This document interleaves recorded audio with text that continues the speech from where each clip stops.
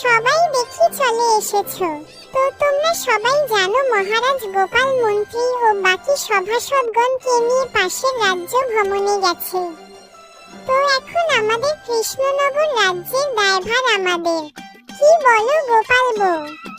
মহারানী, আপনি ঠিক বলেছেন।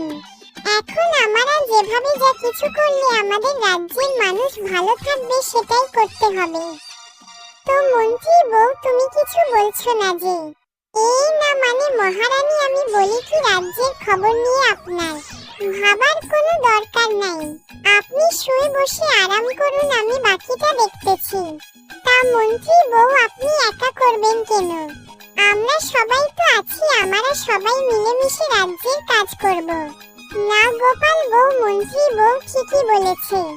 এখন আমি হলাম কৃষ্ণনগরের রাজা, আমি কেন এত ভাবতে যাব? মন্ত্রী বউ আছে না। এই তো মহারানীকে আমার বসে আনতে পেরেছি। এই সুযোগে রাজকোষ থেকে যা গয়না গাটি আছে সব সরামো, আর আমি হব কৃষ্ণনগর রানী, আর আমার স্বামী হবে রাজা। আহা কি আনন্দ! মন্ত্রী বউ, কি ভাবতেছ? এই না, মানে মহারানী, আমি ভাবতেছি আমার রাজ্য কিভাবে ভালো রাখা যায়। বাহ, সাবাস মন্ত্রী বউ, এই না হলে মহারানীর মন্ত্রী। দেখো গোপাল বউ, মন্ত্রী বউ এর কাছে কিছু শিখো। মন্ত্রী বউ রাজ্যের কাজ করবে না ছাই, আল্লাহ জানে কি যে করে। না মন্ত্রী বউ, এর উপর নজর রাখতে হবে যাতে করে মহারানীর কোনো ক্ষতি না করতে পারে। কি গোপাল বউ, কি বিড়বিড় করে বলতেছ?